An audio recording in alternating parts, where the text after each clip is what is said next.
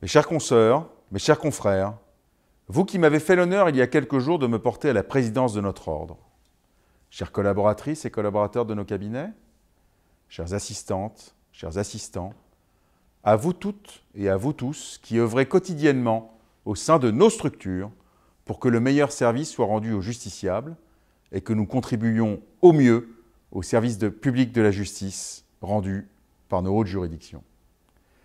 Ces vœux sont les premiers vœux que je prononce en ma qualité de président nouvellement élu de l'Ordre des avocats au Conseil.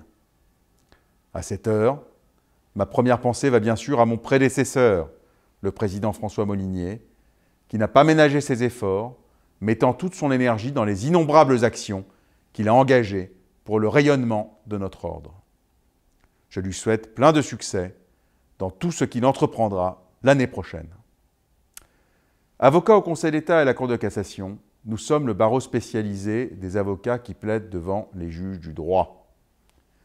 Avocat auprès des juges du droit, en quelque sorte avocat du droit, il est de notre rôle de défendre, aux côtés de nos hautes juridictions, la place du droit dans notre société. Au sortir d'une année 2023 qui a vu l'état de droit questionné et parfois même contesté, permettez-moi simplement de former le vœu que l'année 2024 soit une année marquée par la prévalence du droit. Les avocats au Conseil que nous sommes y prendront toute leur part. D'un point de vue ordinal, 5 nouveaux titulaires de notre certificat d'aptitude, le CAPAC, sont sortis il y a quelques semaines de notre bel institut de formation. Je les félicite à nouveau pour leur succès. À Virginie, Alexandre, Basile, Clovis et Vincent, je souhaite que l'année 2024 soit celle de l'accomplissement de leurs projets. Qu'ils soient assurés que la porte de mon bureau leur est bien entendu grande ouverte pour évoquer avec moi leurs questionnements et leurs projets d'avenir. Je n'oublie pas les candidats pour lesquels la marche était un peu trop haute cette année. Je les invite à ne pas se démobiliser et je forme le vœu que l'année 2024 soit pour eux l'année de la réussite. Après une année 2023 riche en conclusions de partenariats avec les universités, 2024 sera une année de mise en œuvre. Ces partenariats que nous avons noués, il faut maintenant les faire vivre. Je ne manquerai pas de m'y atteler en 2024. La fin de l'année 2023 a vu notre collège de déontologie émettre ses premières recommandations sur les sites internet, sur le domicile professionnel et celles, particulièrement remarquées, sur la conception que nous nous faisons au sein de l'ordre des qualités requises d'un véritable commentaire doctrinal. Si cela apparaît nécessaire en 2024, nous n'hésiterons pas avec le Conseil de l'ordre à saisir à nouveau le collège de déontologie pour bénéficier de ces précieux éclairages.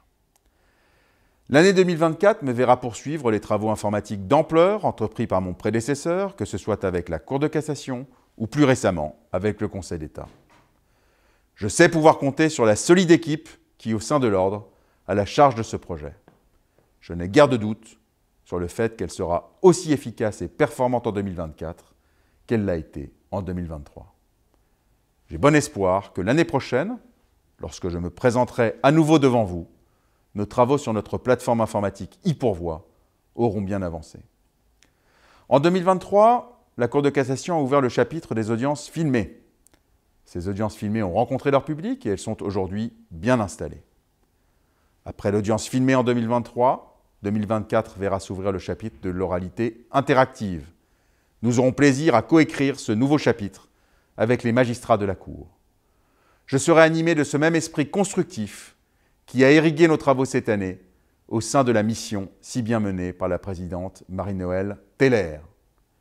Nul doute que nous parviendrons ensemble, magistrats et avocats au Conseil, à définir les contours d'une oralité interactive qui soit la plus utile à la Cour.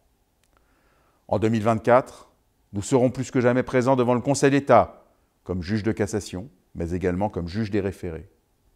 Comme en 2023, et comme depuis l'origine du référé administratif, nos consoeurs et nos confrères assureront avec rigueur et conscience professionnelle une permanence gratuite devant le Conseil d'État, et cela 24 heures sur 24, tous les jours de l'année. Cette année, cette permanence sera même assurée un jour de plus, puisque 2024 est une année bissextile. Nous ne manquerons pas à l'appel si un référé est audiencé le 29 février 2024. Avec cette permanence, nous savons être au cœur de notre collaboration au service public de la justice, qui nous est si chère et à laquelle nous attachons une attention toute particulière. Mes chers consoeurs, mes chers confrères, vous le voyez, c'est une année 2024 riche de perspectives enthousiasmantes qui nous attend. Au nom du Conseil de l'Ordre, qui va se réunir dès le 11 janvier prochain, je vous souhaite à toutes et à tous, ainsi qu'à vos familles et à tous ceux qui vous sont chers, une très belle année 2024.